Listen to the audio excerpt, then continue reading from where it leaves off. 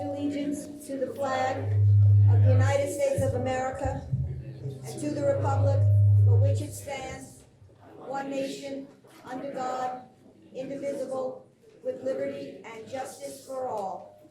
Oh, say, can you see by the dawn's early light what so proudly we hailed at the twilight's last gleaming, whose broad stripes and bright stars through the perilous fight o'er the ramparts we watched were so gallantly streaming, and the rocket's red glare, the bombs bursting in air, gave proof through the night that our flag was still there. Oh, say does that star-spangled banner yet wave o'er the land of the free,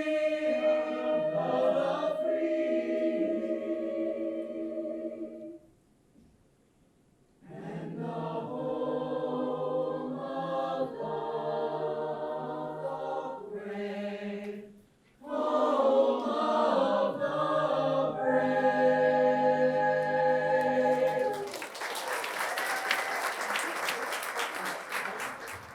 So good evening, everybody, and thank you so much for being here.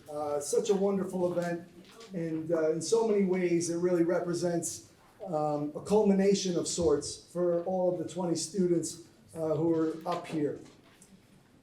Thank you to everyone in the audience for all that you have done to support and encourage our inductees. You've all played a role in helping them to develop academically into the learners that they are today. To the parents who were with them every step of the journey with words of comfort and encouragement, the siblings who were out there who helped them stay grounded, the friends who were there for them through thick and thin, and to the grandparents who have bragged about them from the moment they could roll over in their cribs. I want to express my sincere thanks and appreciation. Even though we're still in the first quarter of this school year, this event marks the beginning of the end of their high school experience.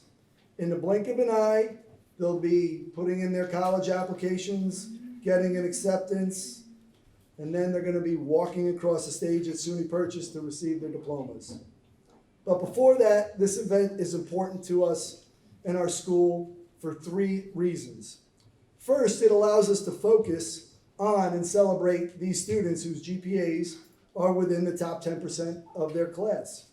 Second, we get the chance to honor faculty members who are being inducted into cum laude and gain inspiration from their marks. And I saw Mr. Lewick walking around with a lute on the way in here, so I'm sure that that will be terrific, and Ms. Layton as well. Finally, this event is special to me because our inductees have had the opportunity to invite those teachers who have had a positive impact on their learning during their time at Byram Hills. And this tradition of inviting past teachers to be part of the celebration represents the best of Byram Hills. And at this time, what I would like to do is ask all of you, all of those teachers who were invited to be here as an honored guest by one of our inductees, to stand up to be recognized.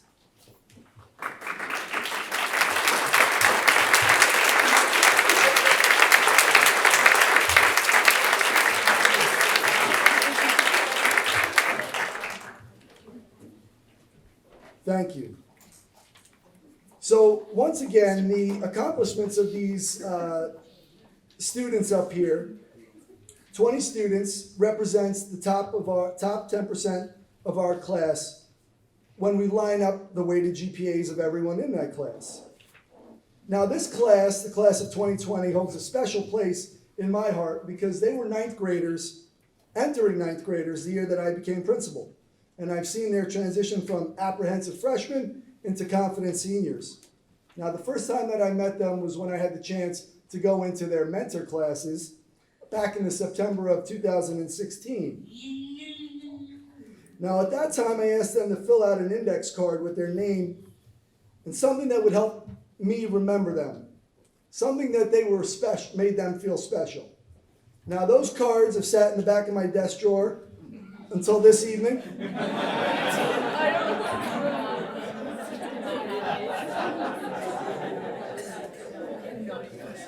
Some of their responses demonstrate the foundations of who they are now. Some of them don't sound anything like the person that we see up here today. They reflect the most important things about their identity on that day back in September of 2016. So since there is a direct correlation between attendance and achievement, all of the cum laude inductees were present on that day I visited, and all of them had the chance to fill out those cards. So please allow me to just show you just how far they have come. So Sam Aberman, at that day, the most important thing that he wanted me to know about him was that he likes tennis. Tori Ganellis, not far, wanted me to know that she was on girls varsity soccer. Michael Vaccaro, at the time, wanted me to know that he played baseball and basketball. Christina Ferrari, very simple, I fence. Reese Taddeo, I do gymnastics. Sarah Alani, there's a theme growing here. I play field hockey. Izzy Nelson said, I play JV soccer. Allie Lehman, getting a little bit outside the box, said, I'm a vegetarian. Mary Mayers, wearing her heart on her sleeve, I love my dog. Ariel Regals says, I have a twin sister, Emily Regals. Ella Manners, getting a little crazy, says, I used to live in Australia. Callie Hoffman, very specific. I travel to Marco Islands, Florida, every Thanksgiving week.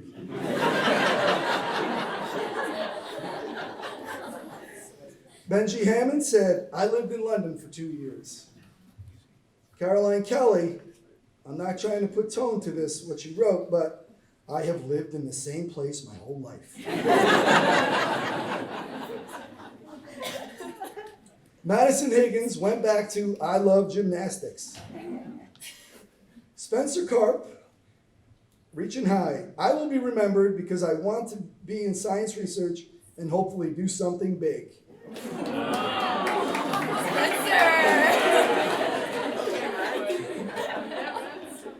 Now there are 4 remaining. This person said, I have bright red hair. Allison Stillman. Elena Lowe is all over the place here. She went one direction and then took a turn. I play the oboe and tenor saxophone and I have 6 chickens. Dominic Pica said, I will never stop saying thank you. And that is still true to this day. And then my personal favorite, this one really sums up what it means to be a cum laude inductee. Brian Roden says, one thing that will help you remember me is that I got a fish hook stuck in my head.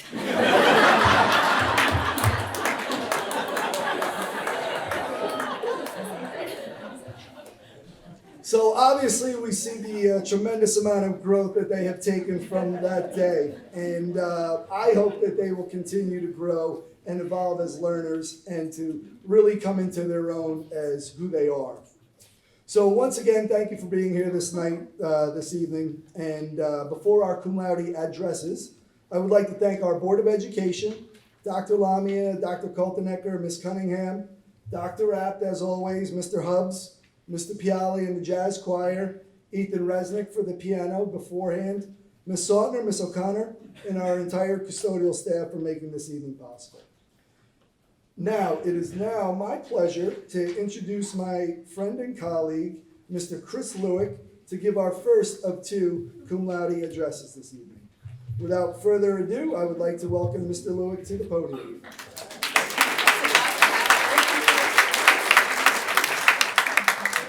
This is my biggest gig ever. Good evening, folks. I'm here tonight because of my colleagues. For them, I thank them, kind of. My goal here tonight is to impart wisdom to our best and brightest, and to the rest of us. Many years ago, my father-in-law said something to me that haunted me for years. He said, "A job worth doing is a job worth doing poorly." What? From my father-in-law? A job worth doing is a job worth doing poorly. So I looked it up. I thought it is what he said, but the actual quote is from G.K. Chesterton. If a thing is worth doing, it's worth doing badly. So again, very strange. He described it in his autobiography, and it was really about a line of defense for being an amateur, okay? And that's why I have this guitar in front of me tonight, because I am an amateur guitarist, songwriter, and hopefully teacher. The reason for that is a professional has lots of reasons for doing something. They do it for prestige, for money, for power. An amateur only has one goal. They do it because they have the genuine fire and reality and pure, unbridled passion for what they do. So I'm going to need your help tonight. I'm going to need you to sing, and just the chorus part. And it goes like this: SOS, SOS, SOS, H-E-L-P, H-E-L-P. Okay? Ready? SOS, SOS, SOS, SOS, H-E-L-P, H-E-L-P. SOS, SOS, SOS, SOS, H-E-L-P, H-E-L-P. Think I see an airplane, think I see an airplane, let's make a F-I-R-E, F-I-R-E. Oh no, there it goes. So, I read a book years ago called It Was on Fire When I Lay Down on It by Robert Fulghum, the same guy that wrote Everything I Learned in Kindergarten. And in it, he described his meaning of life as shining light into darkness. And I embraced that. And that's what I was a teacher. Oh, kid, I'm going to shine this light, and you're going to see this one place that was dark, and now it's lit. And then as I taught more and more, I realized, you know what? I want my students to have their own flashlights and shine it into their own darknesses, metaphorical darknesses. And now I want my kids, I want to teach them how to build their own flashlight. So it's the same with the fire in my song. Build your own fire. Okay, build your own fire. Second chorus. SOS. H-E-L-P, H-E-L-P, SOS, SOS, SOS, SOS, H-E-L-P, H-E-L-P. Think I see a boat, think I see a boat, let's make a R-A-F-T, R-A-F-T. Oh no, there it goes. So, when I was 5 years old, I wanted to be an astronaut. That's what I wanted to do. And I said to my mom, I want to be an astronaut. And she said, you're going to be too tall. You're going to be 6'4", 6'5". That's what the doctor said. Back in the Apollo days, 5'11", that was it. So that was a limit. And then all of a sudden this application came out for an educator astronaut in 2003. It was actually February 1st when I applied. You know what happened on February 1st, 2003? Columbia, on its re-entry, broke apart. Astronauts died. I still applied. I didn't make it. Ricky Arnold took my spot. But that door's not closed. I still think about it. So thinking of the song, you might not know how to build a raft. But guess what? Try. That's the moral of the story. Don't set limits. Don't let a limit from your mom saying you can't. And the idea that a disaster happens is going to deter you from what you really want to do.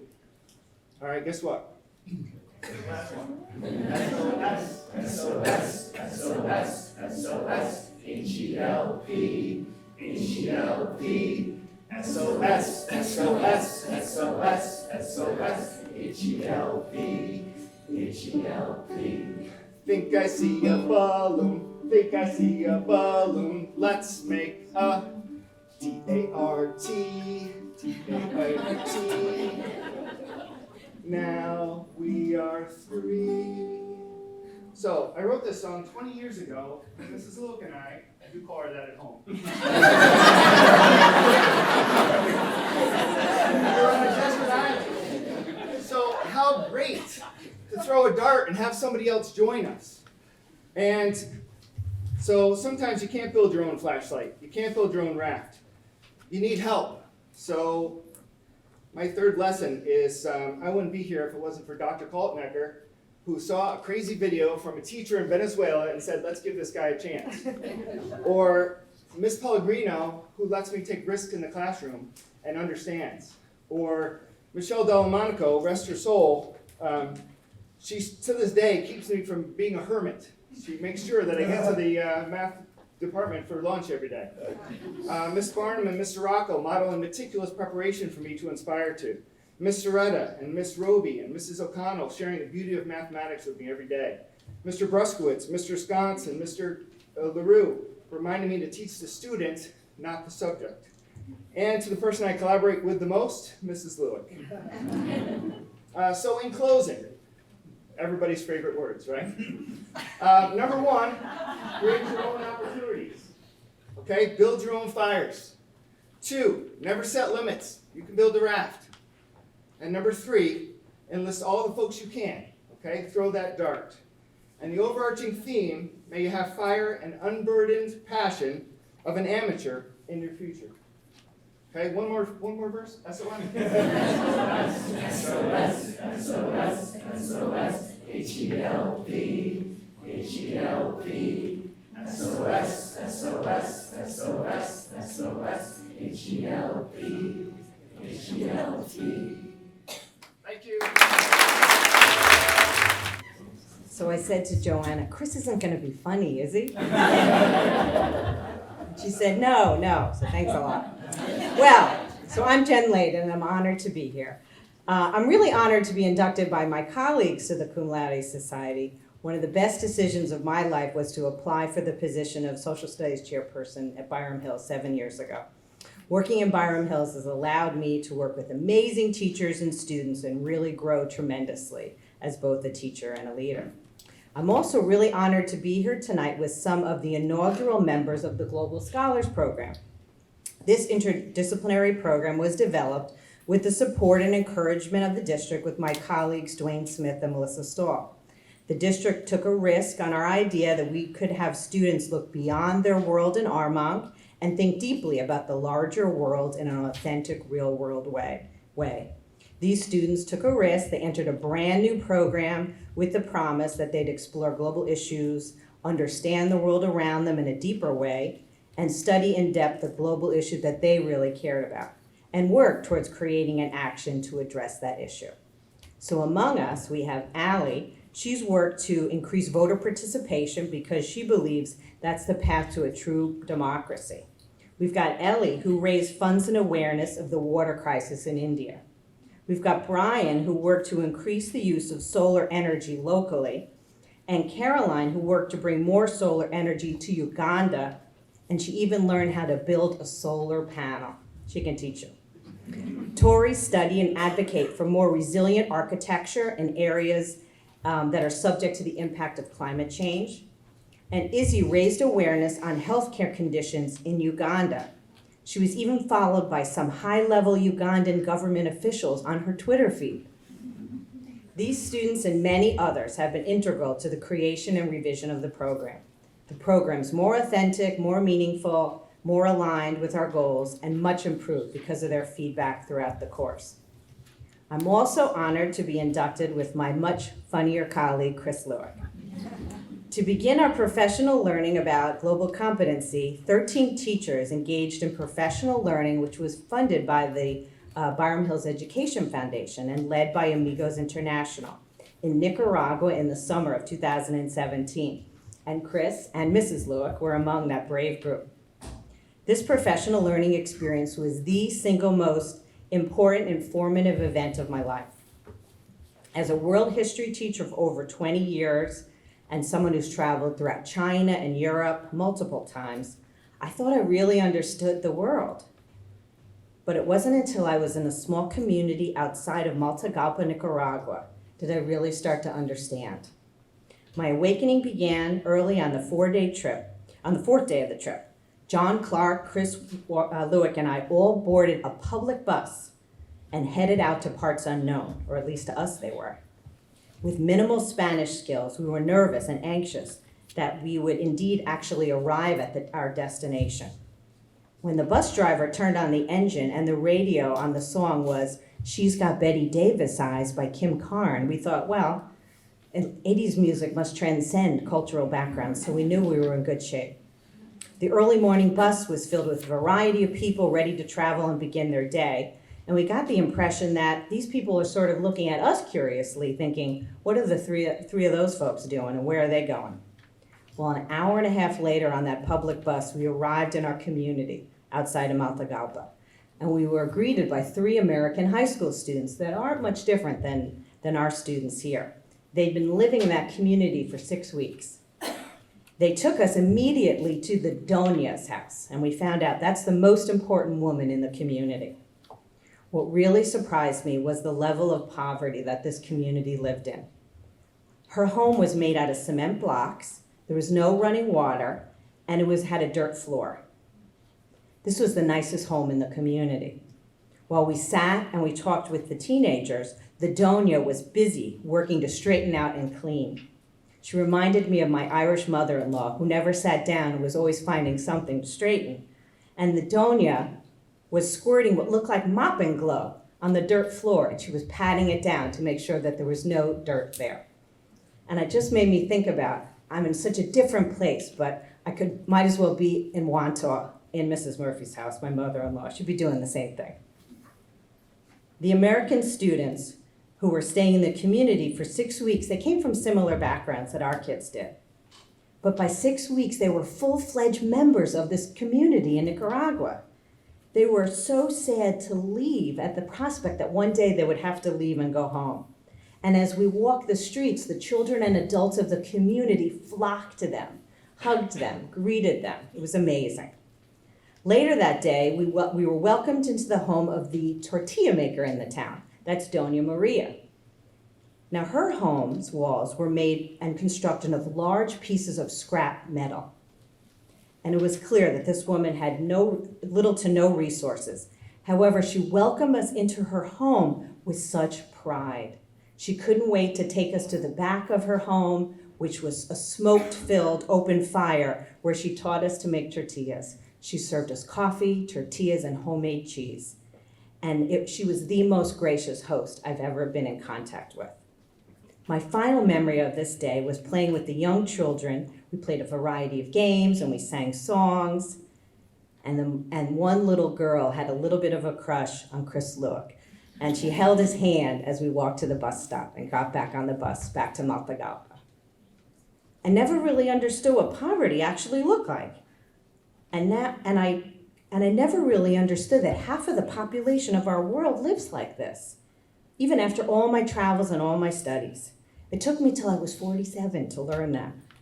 I began to develop what I thought was some real empathy for the conditions that most of the world really lives in.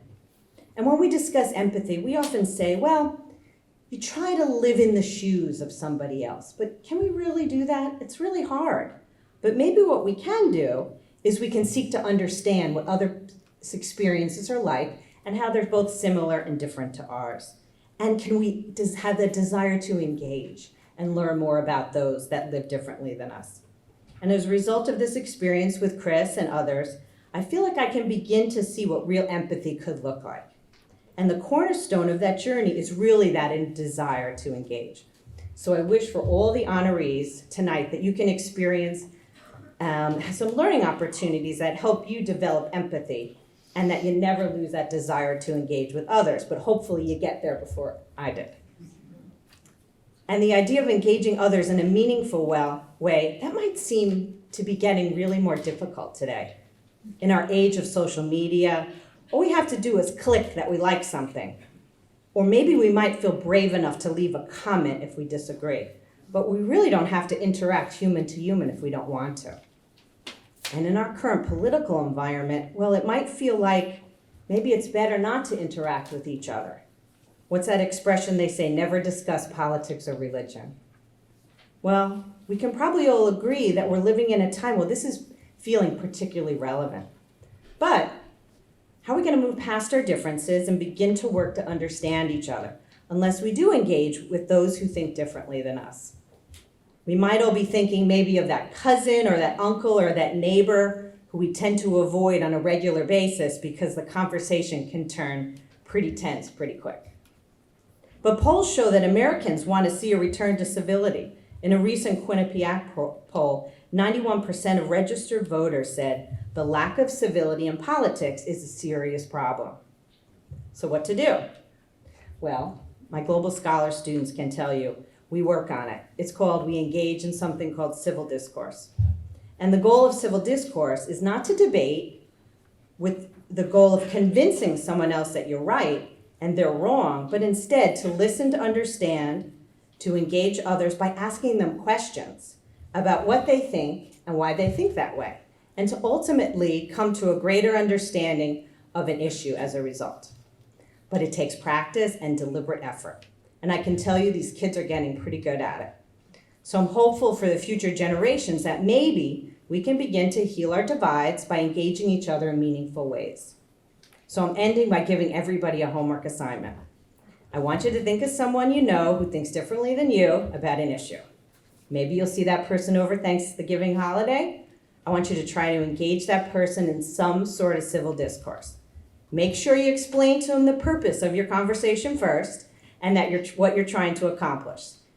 And see if you can seek to better understand why they think the way they do. And maybe, as a result, you might understand your friend or your relative or the issue a little better, but maybe not. But don't give up, because civil discourse takes deliberate practice. Maybe you've just taken us a little step closer to creating a more civil and empathetic society.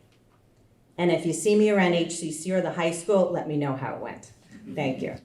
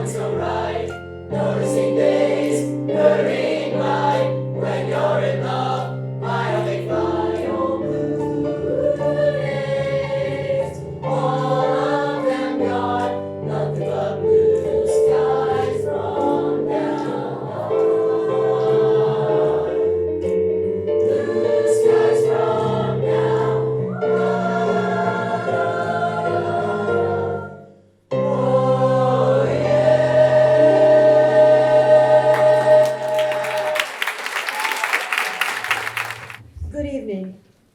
First, I would like to recognize the distinguished faculty and administrative members of the Cum Laude Society. Mr. Matt Allen, Mr. Steve Borneman, Mr. David Bruskowitz, Ms. Kristen Budden, Mr. David Hubbs, Ms. Jane Carlin, Dr. Tim Kaltenecker, Ms. Jennifer Layden, Mr. Christopher Lewick, Ms. Joanna Lewick, Mr. John Norton, Mrs. Barbara O'Connell, Ms. Joy Reynolds, Ms. Megan Salamone, Mr. Dwayne Smith, Ms. Melissa Stahl, Mr. Christopher Walsh, Mr. Michael Young. As the chapter president of the Byram Hills Cum Laude Society, I would like to congratulate the inductees and their families. At this time, it is a joy to share this wonderful occasion. I am required by the Cum Laude Society to present its history. The Cum Laude Society was started by Dr. Abram Harris, head of a private boys' school in Maryland, in 1906. It was modeled on Phi Beta Kappa as the high school equivalent to recognize the scholastic achievement of seniors. Charters were only granted to schools of superior academic quality. Girls were admitted in the 1920s, and today there are over 350 chapters. Students who are selected must still demonstrate the original qualities of excellent scholarship, intellectual curiosity, stamina, a willingness to take a heavy workload, a desire to learn and to excel, and a consistency of performance. It should also be noted that our students have excelled in other areas as well, in school clubs and activities, community service, athletics, volunteer work, and leadership positions. You are to be commended. For the past 2 years, I have been talking about the role of perspective in interpreting what is happening in our world. And now I offer you Perspectives 3.0. We have lived through another tumultuous year filled with continued uncertainties in politics, weather extremes, and divisions throughout our society. Living in the present makes it almost impossible to predict what will come next. My favorite historian is still Carl Becker, who taught at Cornell University. He was the first to emphasize the concept of historical relativism or presentism, that the actual facts of historical events do not matter because everyone interprets them in the context of their own lives. Truth is a fluid creature, difficult to capture. Interpretation is our best friend when we try to explain something, personal or monumental. Let's revisit the past 100 years. I don't have enough time to do an in-depth review of them all, for which I'm sure you're glad of. But I decided to look at important events that occurred every 10 years, starting in 1919. These are my choices. What I want you to think about is how they were looked at in their present. Now think about how we interpret them today. Relax, there are no correct answers. On June 28, 1919, the Treaty of Versailles was signed, ending the Great War and setting up the League of Nations. Most Americans and Europeans hoped that the Western world would be embarking on a long period of peace and prosperity. October 1929 saw the stock market crash and the beginnings of the Great Depression. On September 1st, 1939, Germany invaded Poland and World War II began. Here are some other 1939 facts. A new house in the United States cost $3,800. A gallon of gasoline was 10 cents. A new car was $700, and a loaf of bread sold for 8 cents. My parents, Lee and Morton Goldberg, got married in May. In October 1949, Mao Zedong and his Communist Party declared China a communist nation. On October 1st of this year, they celebrated this 70th anniversary. In 1959, Fidel Castro and his communists took over Cuba. Also in 1959, NASA announced the names of the Mercury 7 astronauts, and the space race was on. On July 20th, 1969, Neil Armstrong and Buzz Aldrin landed on the moon. And not to be forgotten, the Beatles released their Abbey Road album. On February 18th, 1979, it snowed in the Sahara Desert for 30 minutes. Okay, no idea. In 1989, the Berlin Wall came down and there were pro-democracy demonstrations in Tiananmen Square in Beijing on June 4th. In 1999, the U.S. women's soccer team won the World Cup, and Bill Clinton was acquitted by the Senate of obstruction of justice after being impeached. And in 2009, we were in the midst of the Great Recession with the October unemployment rate at 10%. So what to make of these events? As we look at them today, perspective gives us context. I leave the interpretation to all of you. Earlier this year, David Epstein, a senior writer for Sports Illustrated and a Columbia University graduate, wrote a book called Range. He described two ways that people learn and make decisions. Some of us are specialists and some of us are generalists. The specialists focus on one activity and style of learning. Early specialization is the exception for most people, but there are successful early specialists in many fields, like athletics, art, and music. Generalists usually find their paths later in life, juggle interests, and do not focus on one. They are more creative and are able to make connections better than their specialized peers. They also make a compelling case for inefficiency as they try to find their calling. Many of them are early failures and quitters, but they end up having fulfilling careers. Many great scientists and inventors crossed domains and often lacked deep knowledge in one area. They think broadly and accept diverse experiences and perspective, but they're often accused of being a jack of all trades, but a master of none. Here are some examples. Add your opinion through the lens of perspective. Tiger Woods started playing golf when he was 2 years old. There are pictures of him at that age holding a golf club. Roger Federer played basketball and soccer in his youth. He did not seriously take up tennis until his teens. Golf requires specific skills with narrow patterns and quick feedback, like, you missed the hole. Okay. This kind learning environment is conducive to chess players, classical musicians, and strangely enough, anesthesiologists. Okay. For the generalist, the learning environment is wicked with no pattern of feedback. Generalists are good navigators and develop broad interpretive skills. Lin-Manuel Miranda of Hamilton fame, a generalist, said, I have a lot of apps open in my brain now. Okay. So there's no correct answer here. I am, however, offering this to you. Let perspective help you make your choice as to which path is the right one for you. What might be important today might mean nothing years from now. And small events of today might have incredible impact on you years from now. Perspective will help you become happier, more successful, and more self-fulfilled. And you will make better decisions. You have gotten an excellent foundation here at Byram Hills. Cherish your remaining days here. Appreciate the knowledge and skills that you are learning. Appreciate your teachers and friends.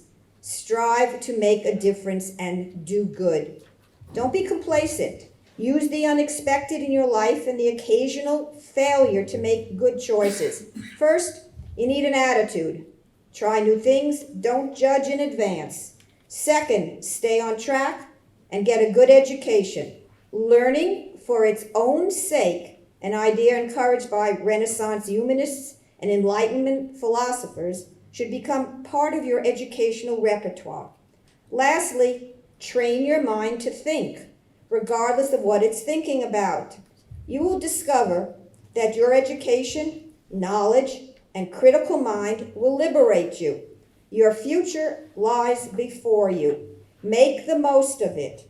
I remember seeing an old sundial when I was a child. It was decorated with the words of the poet Robert Browning. How prophetic they have become. Please grow old with me. The best is yet to be. Thank you. Would the students to be inducted please rise? The distinguished record you have made at Byram Hills High School has won for you membership in the Cum Laude Society. This society is a fellowship of scholars whose purpose is to recognize excellence in academic work. As you pursue your education, it is our hope that you will accept the honor of membership in this society as a responsibility to the ongoing search for greater understanding, knowledge, and peace on this earth. Samuel Averman.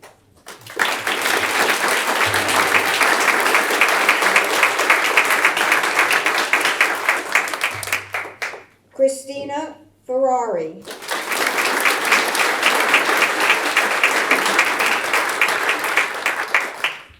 Victoria Ganelis.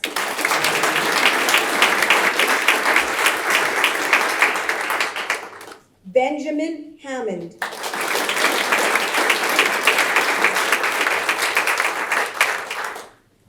Madison Higgins.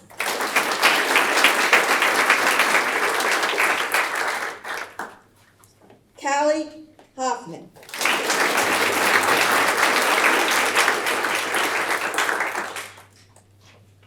Sarah Ilani.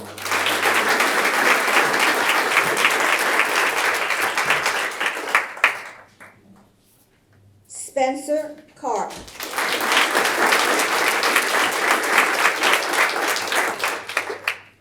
Caroline Kelly.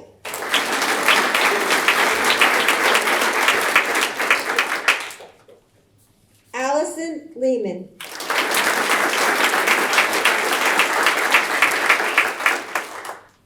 Elena Lowe.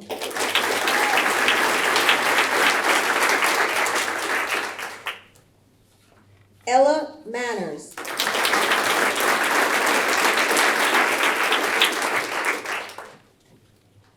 Meredith Mayers.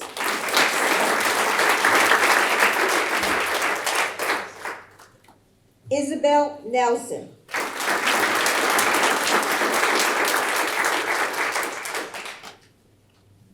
Dominic Pica.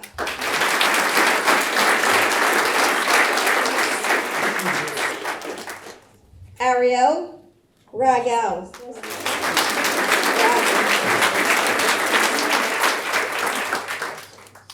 Brian Roden.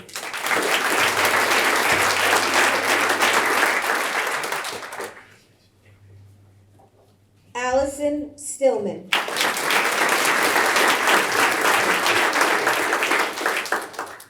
Reese Taddeo.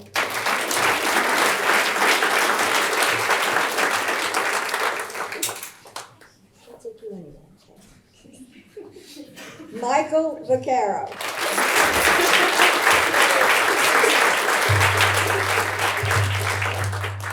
You want to sit while I'm going down there? Whatever you want.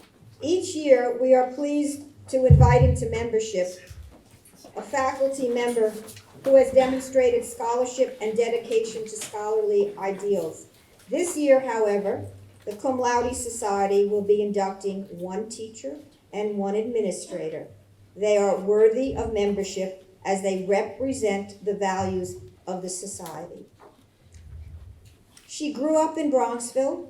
She attended the Canterbury School in New Milford, Connecticut for high school.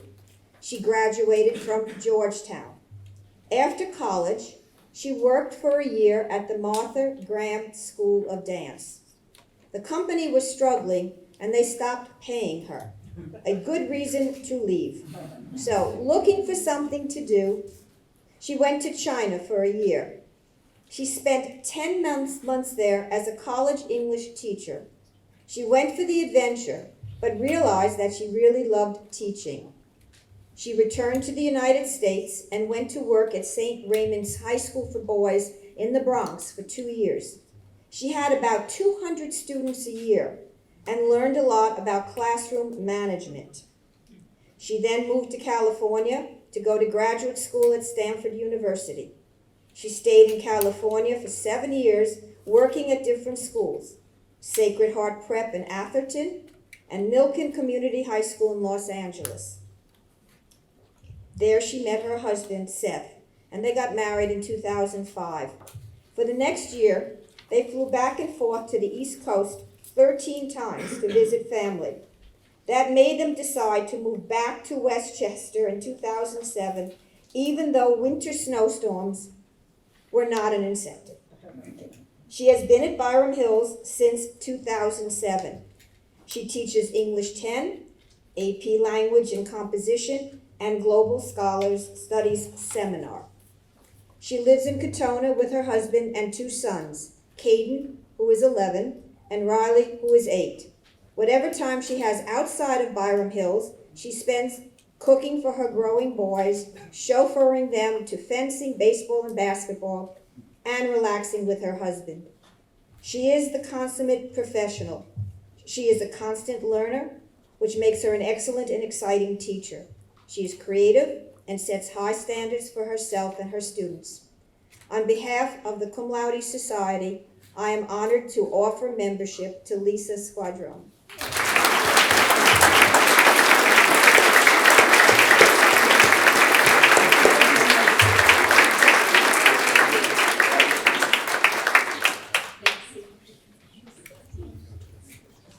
She grew up in Nyack and attended the public schools there. After only 3 years of high school, she went to Mount Holyoke College, graduating in 1989 with a BA in English Literature. She has a Master of Science in Technology from Long Island University and a Master of Arts in English Literature from Lehman College. She also has an MS in School Administration and Leadership from Fordham University. In 2018, she received her EDD in Educational Leadership from Johns Hopkins University.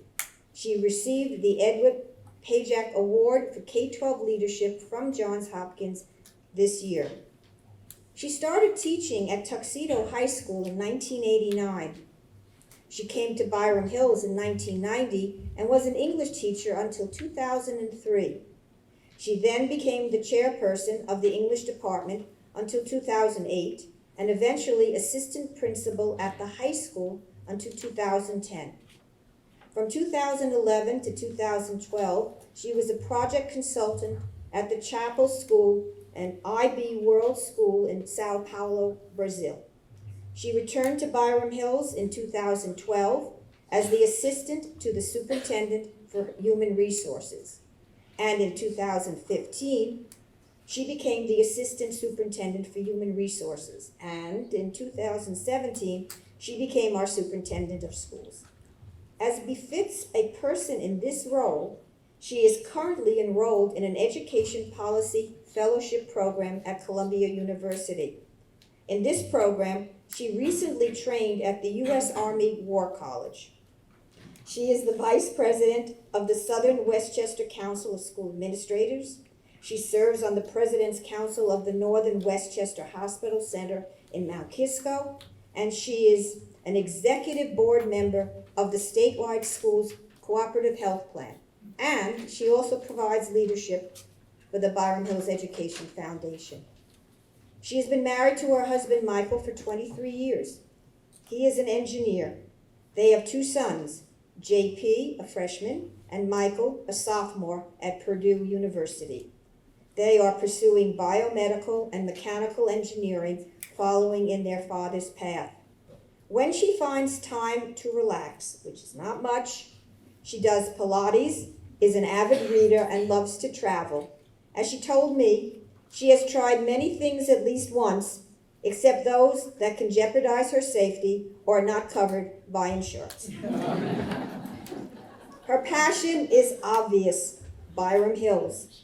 She believes in supporting every child, educator, and family here. She is respected by her colleagues. She has a strong vision for our district to continue its excellence and to serve its constituents. I have known her since her arrival here, and I have been impressed all these years by her intelligence, professionalism, and dedication. On behalf of the Cum Laude Society, I am honored to offer membership to Jen Lamia.